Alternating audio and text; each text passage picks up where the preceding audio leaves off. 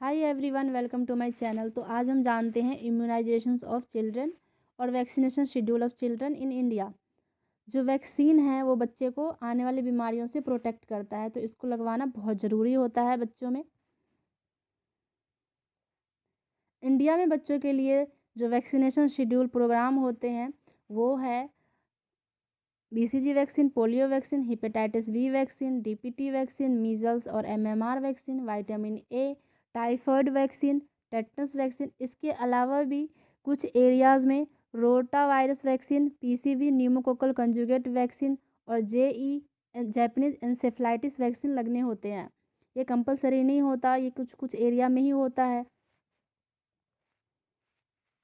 Mother को इस तरीके का कार्ड दिया जाता है हॉस्पिटल से। ये आंगनवाड़ी और डिस्पेंसरी में भी अवेलेबल होता है। आप इसको ऑनलाइन भी परचेज़ कर सकते हो। इसमें डिस्क्राइब होता है बच्चे को कौन से महीने में कौन सा टीका लगना है, कौन सी वैक्सीन दी जानी है। वो आपकी इच्छा है कि आप प्राइवेट हॉस्पिटल या फिर किसी भी गवर्नमेंट संस्था कहीं से भी आप लगवा सकते हो। तो देखिए, बर्थ के टाइम पे 3 तरीके का टीका लगना होता है। एक है BCG vaccine, polio vaccine, hepatitis B vaccine. फिर बर्थ बर्थ के 1.5 महीने बाद DPT वैक्सीन के पहला डोज लगता है। फिर पोलियो ड्रॉप्स दी जाती है। हेपेटाइटिस बी का दूसरा डोज लगता है। जब बच्चा 2.5 महीने का हो जाता है तो DPT का दूसरा डोज लगता है, पोलियो ड्रॉप्स दी जाती है या हेपेटाइटिस बी के तीसरे डोज लगाए जाते हैं। फिर जब बच्चा 3.5 महीने का हो जाता है तो DPT का तीसरा डोज लगता है, पोलियो वैक्सीन दी जाती है और हेपेटाइटिस बी के चौथा डोज लगते हैं। हेपेटाइटिस बी के 4 डोज लगने होते हैं, DPT के 3 डोज लगता है बच्चों में। और पोलियो ड्रॉप्स जो है, जब 5 साल तक की उम्र तक बच्चों को पोलियो ड्रॉप्स दी जाती है, पोलियो वैक्सीन दी जाती है। जब बच्चा 9 महीने का हो जाता है तो मीजल्स वैक्सीन लगते हैं, इसका एक ही डोज लगता है। और 9 महीने बाद बच्चे को विटामिन ए के फर्स्ट डोज दी दा दी फिर 1.5 साल बाद, जन्म के 1.5 साल बाद बच्चों को DPT के बूस्टर डोज लगते हैं। 2 बूस्टर डोज लगने होते हैं DPT के, एक 1.5 साल बाद और एक 5 साल बाद। पोलियो ड्रॉप्स, जैसा कि मैंने बताया, जब तक बच्चा 5 साल का होता है तब तक पोलियो ड्रॉप्स दी जाती है, पोलियो की वैक्सीन लगनी होती है। फिर जब बच्चा 1.5 साल का हो जाता है तो विटामिन ए के दूसरा डोज लगता है। फिर एक टाइफाइड वैक्सीन लगने होते हैं, जो 5 से 8 साल के उम्र में कभी भी लगवा सकते हैं।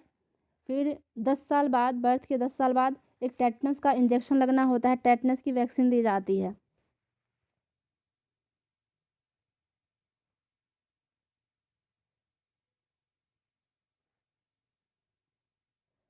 कुछ एरियाज़ में, कुछ जगह पे ये पेंटावैलेंट कंजुगेट वैक्सीन अवेलेबल होते हैं।